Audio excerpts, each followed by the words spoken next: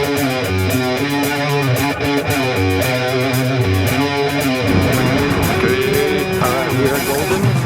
are golden. What's up, everybody? My name is Stoney. Welcome to Old Fat Guy BMX. I am out here in a heat advisory to bring you this episode, and I am so excited to bring it to you. In the last couple weeks, it just happened this way. I didn't plan it. I bought not one, but two Haro Lineage bicycles, and today I'm going to give you a look at them. We're going to check them out. One is, the guy sold it to me and he said, he warned me. He's like, be careful, this bike is fast. I'm like, okay, it's a bike. But we're gonna find out how fast it is in a little while. But first, I'm going to introduce you to Lineage number 1. Check this bad boy out.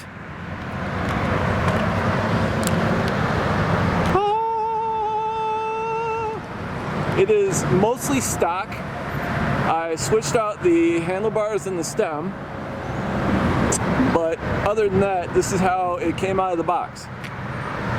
My very first impressions are this bike is enormous. It's a 26-inch DMC Haro Master, and it's heavy.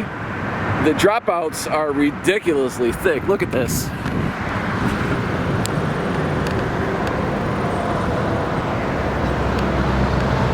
The tubing is thick.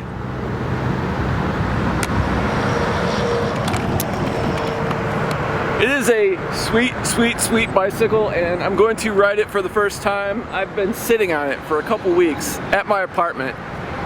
Not riding it has been one of the hardest things ever, but I wanted to save it for this episode so I could show you guys. So a big reason I bought this is because I kept seeing how much fun Montana Ricky and R.L. Osborne were having on their 26-inch bikes. Then the more I looked into it, I'm like, okay, maybe I want to try this out. On first impressions, there's one thing that stands out that I don't like at all. Well, there's two things. It's not make or break, but I just don't care for them. It's a preference thing, but this back brake,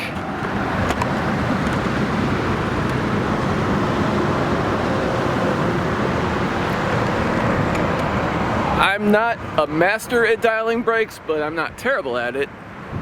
I can't dial this brake. I've been trying. I mean, it works, but no matter what I do, it's still spongy, and it somehow is brushing against the rim.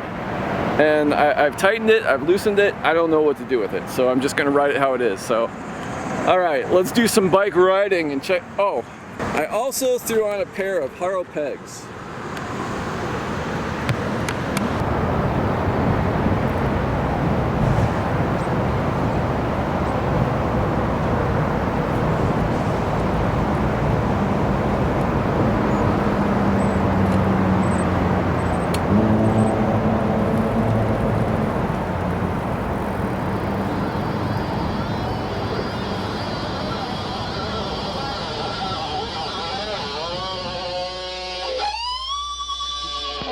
Aggro, aggro, aggro.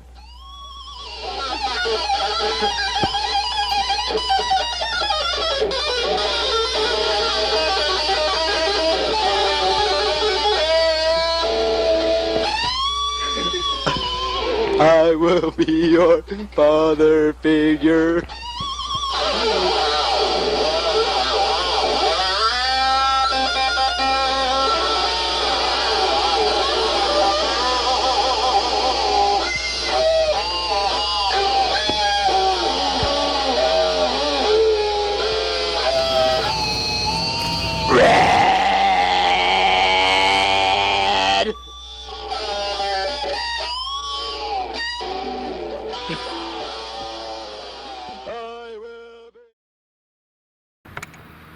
Okay, moment of truth. What did I think? Whew. It's a fun bike. It's a very fun bike. I had a great time riding it. I pushed it to all the limits I could push it to, and I'm pretty sure I did some things that it wasn't meant to do. But all right, first, right off the bat, that's a problem. It needs to be about probably an inch longer and a couple degrees steeper. It doesn't mean that there's anything wrong with the bike. There's just what the bike was built for and then my unfair expectations. So just to ride it, that angle is fine. But if you want to freestyle on it, I completely understand why R.L. Osborne cut that bad boy down and welded it back together. But it made sense. It makes perfect sense because that's what it needs. Another problem I have is this gear ratio going on right here. I think it's a 40 something, 20, I couldn't even tell you.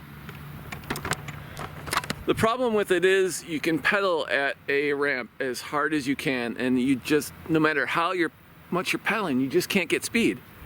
So, and there were a couple situations where I was jumping and I wanted to get air, and I was pedaling as hard as I could.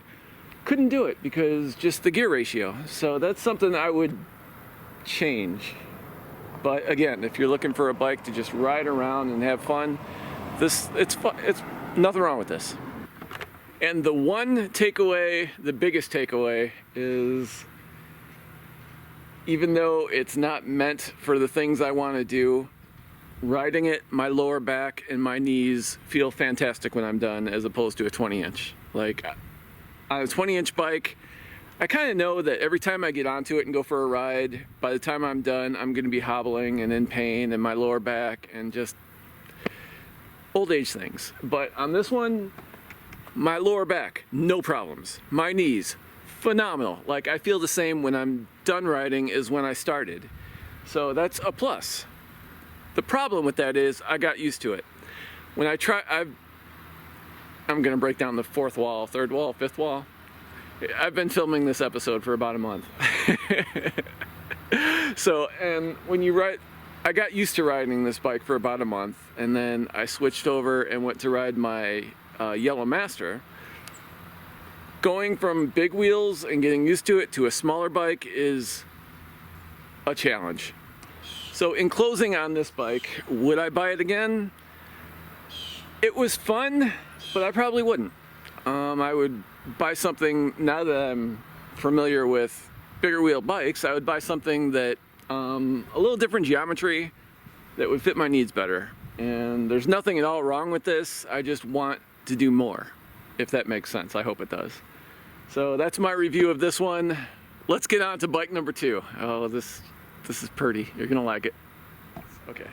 Here we go, bike number 2. 2 of 2 Lineages. So let me give you a little backstory on this. When I was getting back into BMX, these came out and I thought they were cool, and I just didn't know that you could only buy bikes for about a month and then they were gone, so I didn't buy one. I was driving to my mom's house down the street and I saw a kid riding past on this bike, and this isn't a bike that little kids just buy to ride passively. So I was like, okay, kid, let's talk. Is that your bike? He's like, no, it's my uncle's. Okay, cool. Is your uncle around? Yeah, come on. So he introduced me to his uncle. Hey, how you doing? I like that bike. Is it for sale? After some back and forth, not only was it for sale, I got it and at a really good price. So check this bad boy out. This is my 20-inch Blyther FST, and everything is stock except for the tires. I love everything about how it looks. But he warned me, he said, I gotta tell you, this bike is fast, be careful. It's a bike. But, alright, I'm gonna give him the benefit of the doubt. Let's just say he's right. I'm gonna look the part.